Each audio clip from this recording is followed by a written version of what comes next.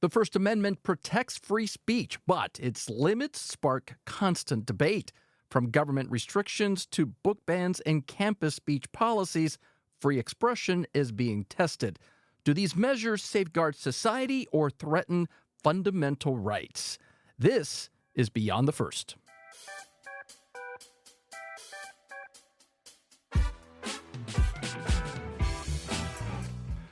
From the basement studios of WSOE at Elon University, this is Beyond the First. I'm your host, Israel Paul Darris.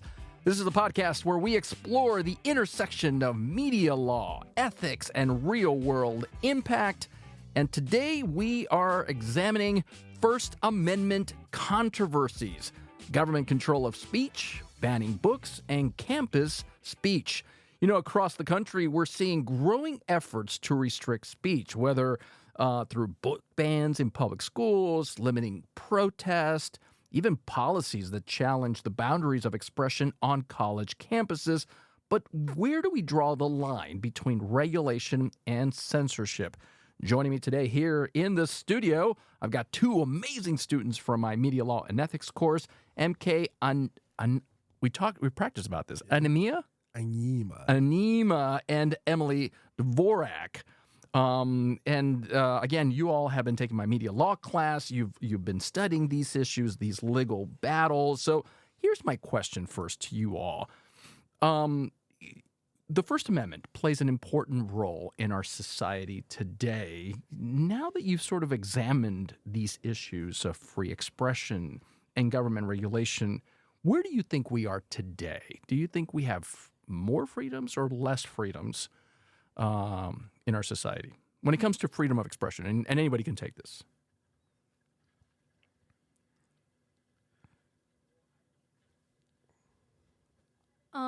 I think I would say that we have about the same amount of freedoms. I think it's difficult to compare today's freedom of speech to the traditional freedom of speech in a print format. Because it's online platforms have just changed the game, and it's really hard to compare traditional public forums and that kind of platform for expression into online spaces, because a lot of online spaces are like commercially owned, and there's no God-given internet that you can use to freely express yourself without any kind of moderation or something like that. So I think it's a different kind of question almost. I think you're absolutely right. You know, in our last episode, MK, we were talking about the TikTok ban, right? It's been a couple of weeks where we, sort of saw in America the impact of Congress wanting to force the sale of TikTok, the Supreme Court saying that was constitutional, and then an incoming president saying, I'm going to save TikTok because, it was good to me. And so we'll see where his executive order leads to, whether or not, it's going to sell or the government is going to own it. But to Emily's point, there are many ways we express ourselves. Certainly in the public square, we express ourselves on digital space. But it should be said, you come from, and remind me again, is it Nigeria? Yeah, Nigeria. So as someone who comes from the outside in, what has it been like for you to sort of learn what it means to have freedom of speech in America, and yet you get to see it from a different perspective? I don't know. It's been very interesting because I never thought of freedom of speech as a negative right. So I never actually realized that, everybody can already, express themselves, that the government can't just come in and control that, because I thought it was like a government given right. So it's been very interesting to see how the dynamics of the government sees in TikTok, and then everybody is like, oh my God, that's my First Amendment right. And I'm like, can't the government already do that? But in the case that we do have First Amendment rights, to already express ourselves, then is it fair that the government sees in TikTok? Is it fair that the American government is coming in and then taking away from our means of expressing ourselves? So it's been fun seeing that little argument and dichotomy, I guess. Yeah, because in other places around the world, it's the government somehow, if they can give you the right to speak, they can take it away, right? And so, Emily, here we're so individualistic as a society that, this is my right. But we have seen that freedom of expression can lead to other issues, right? Misinformation and disinformation in the marketplace can't be regulated, right? The Supreme Court said lying can't be, an exception to the First Amendment.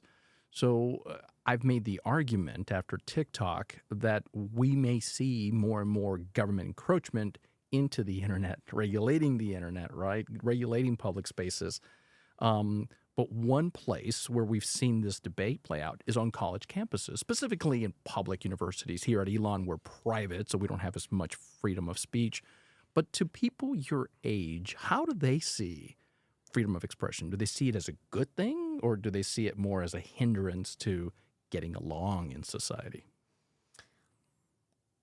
That's a difficult question because it does depend on the person. I think there's situations where I think everyone could appreciate both sides of the issue, appreciate freedom of speech and also regulation based on in the name of getting along. But I would say I personally think that freedom of speech is definitely an amazing thing. We definitely take it for granted here in America. I never really thought about it before this class in the way that I do now. I never even realized it was a negative right. But I would say that college students definitely take it for granted almost. And I think in recent years, especially with the increasing polarization of our politics in the U.S., I think people have come to realize how harmful it can be and when there's not that much when we don't really respect each other as much. So I think there has been more push for more regulation, definitely with college students, that there hasn't been before, because I think young people in general want more freedoms from the government. But I would say that there's definitely more, especially in recent years, I've experienced a lot more people wanting more regulation. Did it surprise you all at how much backlash there was as, we were having this big debate about whether or not the government can force the sale of TikTok, and yet young people, content creators were the ones that were making so much noise.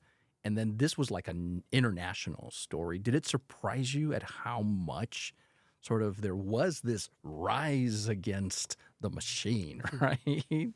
Any thoughts? I mean, I wasn't shocked that the whole world or like most people in TikTok would be like, no, we're fighting back, because it was a way for a lot of people to actually just express themselves.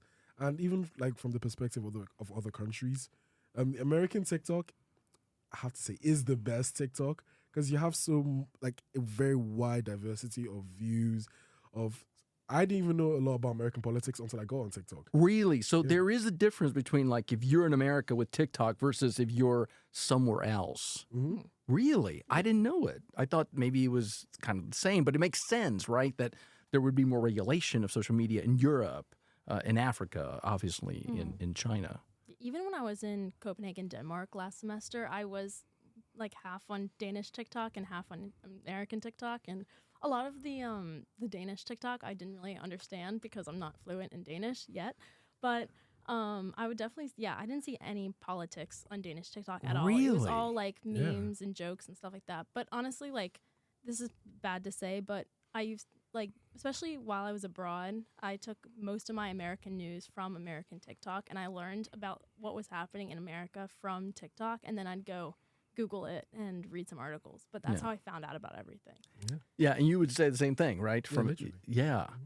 Which is another interesting thing that, people of a certain age do get their news from TikTok more, and this is why it was a bad idea to regulate the platform.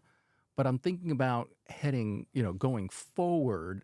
Do you all think that now this conversation about the importance of the First Amendment is more on the minds of young people, or do you think it's a fleeting moment in time? I can speak a lot about this, actually. Good. We got plenty of time. I think that a lot of people today, now especially because of TikTok, have finally realized that we do have the God-given right to speak. You know what I mean? That our voices are important, and that the government trying to take that away is actually like, it feels very 1984 with Big Brother, where it says you can't think this, you can't say this, you can't act this way. You know what I mean? Because majority of the things that we do on TikTok, it was mostly rising like, oh, what's the word? Everybody like can see things that happen in the world today, like with the Palestine-Israel war, Ukraine-Russia, the devastating effects it has to other people. You know what I mean? Like the wars that the governments are like launching on people, the billionaires and the CEOs of corporations that are actually like hampering down on the rights of people. We were able to see all these things on TikTok. And to have like the platform just taken away for the threat of national security, air quotes, it really wasn't fair, because it was like the government telling us, your discussions are dangerous to us and we don't want that. You know what I mean? Yeah. Earlier in the winter term, Emily, we did this exercise where we were talking about banning books, right? And we were talking about whether or not middle schools, public schools, high schools should ban books to begin with. And we looked at, for example, what's the number one book in the country that is banned. And, you know, when we looked at the American Library Association, you find out that the book Gender Queer, which is a memoir by Maya Kubabi, is one of the most banned books, right, in America. And when you ask students, should this book be banned, most of them would say, no, we shouldn't, right? People should have the right to look at these ideas, debate these ideas. And then when I would ask students, okay, great, those are wonderful reasons not to ban books. What about a book like Irreversible Damage, The Transgender Craze Seducing Our Daughters by Abigail Schreier? Then people would be like, ooh, I don't know if I want that book out there. And so to MK's point, many people would say, no, I want to protect this speech, but it happens to be the speech you like versus the speech that might make you uncomfortable. What was that like for you to do that exercise and to go, yeah, would I defend the speech that I oppose or that it's uncomfortable for me to even be a part of? I thought it was really eye-opening, especially for one of the first days of class. I think, the discussion was very interesting because you really got us to fight for allowing genderqueer to stay on the shelves and to fight for like freedom of expression and the author's right to have people read the work that they worked really hard for. Yeah. And their ideas that they've obviously been hurt by society and they want to share their story. So I think that resonating or empathizing really hard with Maya Kababe, and then switching the sides was really difficult almost. It really made me evaluate how we should be regulating like that kind of content. I think it really made me understand how I personally categorize that. I think I kind of focus on like the harm side of it more rather than like content. Like I think I take more of a theological perspective. Like, is that the one? I can't remember. But like I don't know. I think genderqueer the biggest problem was the sexual content, and I think for it. The debate because it was kind of graphic, right? Yes, it's a graphic novel, and it shows like someone struggling with their sexual identity, and so there's a scene where maybe they're having oral sex, right? And so many middle schools have said, well, that's the reason why we're banning it, right? Because pornography is not protected in the First Amendment, but you know that argument can go so far because there is a lot of anti-trans views out there. From people who lean on the right or who are more evangelical. But the question is, right, and this is sort of the Voltaire quote that everybody talks about when it comes to the First Amendment, right? I disapprove of what you say, but I will defend it to the death, your right to say it. MK, it's easier said than done, right? Yeah. Especially with that first class we had with the polarization students, I was like, wow. And we should inform people. So we mixed our class, Media Law and Ethics, with a class on polarization in today's society, which is a poli-sci class. But because they're talking about controversial issues, and then we were talking about how you defend these controversial issues in the marketplace, we brought these classes together.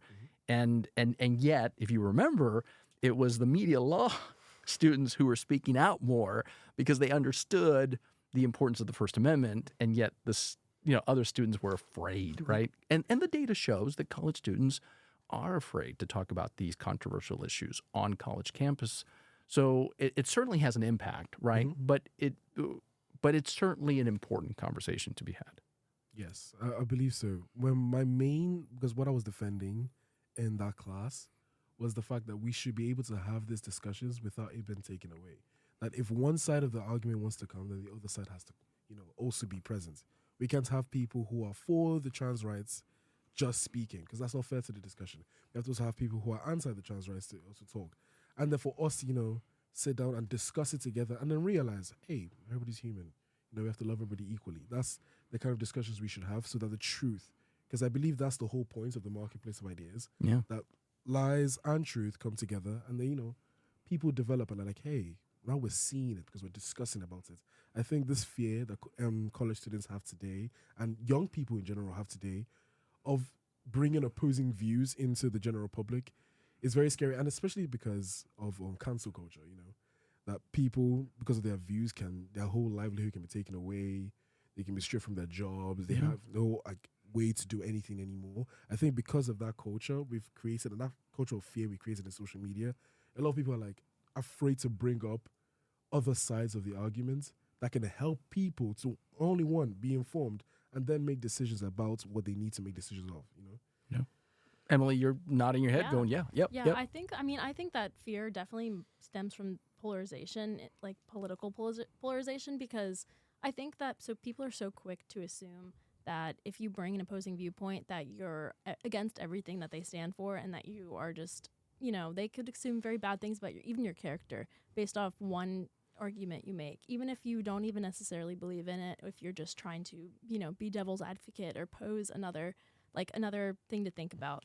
So I think that it definitely, I don't know how we can solve that. I think increasing these kind of discussions in the classroom with a safe space, like even assigning during our discussion of the banned books, you assigned us to take a specific group's perspective and argue for that group. So it was like a safe space. Which group were you on?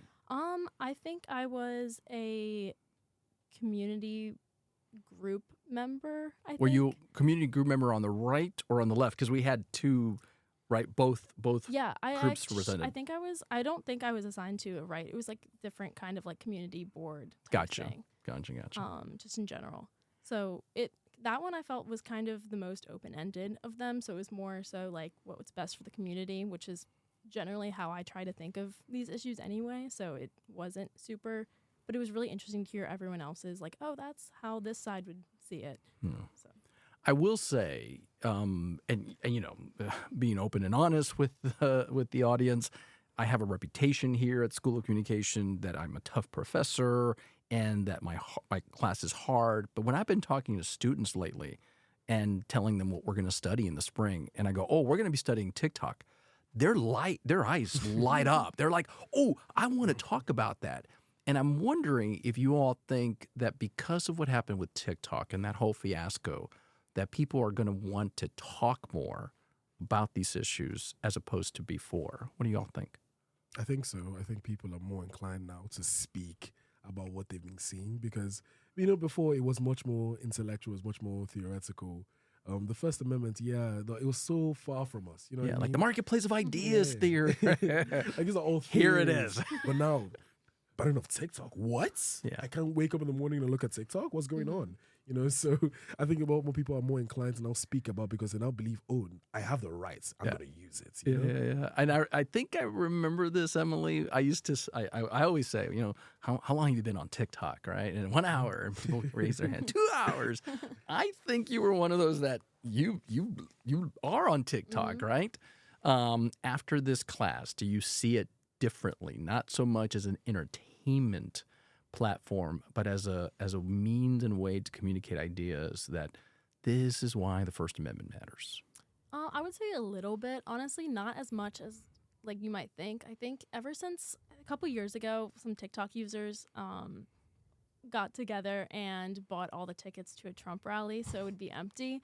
And I think that was when I first saw it as a really important means of political, just like political organization. Yeah. And I think that's when I first saw the power of what TikTok can do for young people and how we can like organize and how it can share collective ideas and group people together. So I think my perspective's changed a little bit, but it hasn't changed, I don't think, as much as you might think. I definitely think that, to MK's point, people might speak out more about it, and the general TikTok population definitely thinks more about the First Amendment now than they did before. And I think that they might speak out even more because they might have seen how TikTok got reinstated so quickly. And I don't know if that would have happened so quickly if TikTok users hadn't grouped together to speak out about it. It was a huge thing. I mean, Red Note was #1 in the App Store. Yeah, and we talked about that in the last episode, yes, right? That people were switching to Red Note. So I think it was like that was like one way of showing how outraged the people were. So I think that kind of forced got the attention of the government and got them to like hurry up. I think that seeing that the impact of that might give some people more hope about their impact and see how TikTokers can unite to make political change. Yeah, the collective will. MK, you get the last word. What do you think? I think a lot of people genuinely became very, very aware of the fact that they have to speak up about themselves. You know what I mean? Also, they became more aware about the law and then politics, because I have friends in the UK who watched the Supreme Court case with me on a FaceTime call. Because that was part of your assignment. You had to listen to the oral arguments. Yes. What was that like? Oh my God, it was interesting. I was like, wow. For the first time, I watched the case and I was like, I know what they're saying. You know? Like, it was a very interesting thing to see, because they were like, oh, strict scrutiny. And I'm like, I know that. And they're mentioning, oh, but is it media scrutiny? And I'm like, I also know that too. And I could honestly like sit down. I'm like, wait, I can form an informed opinion about what they're doing. Yeah. And see, oh, no, it should be this way because, well, it's because of this. And I'm like, wow, I'm more educated on the matters and I can speak on it more. And I want to speak on it more because I feel like it affects me now. I'm concerned that your friends in the UK are going to think, wow, is this how Americans have fun? Listening to Supreme Court arguments? Okay, no wonder they're having such a hard time. Maybe that's why they voted for Donald Trump. No, I'm kidding. Thank you, MK and Emily. All right, that's it for this episode of Beyond the First. Yeah, did you ever think that the First Amendment would be this fun? It is. I promise it is. Catch you next time.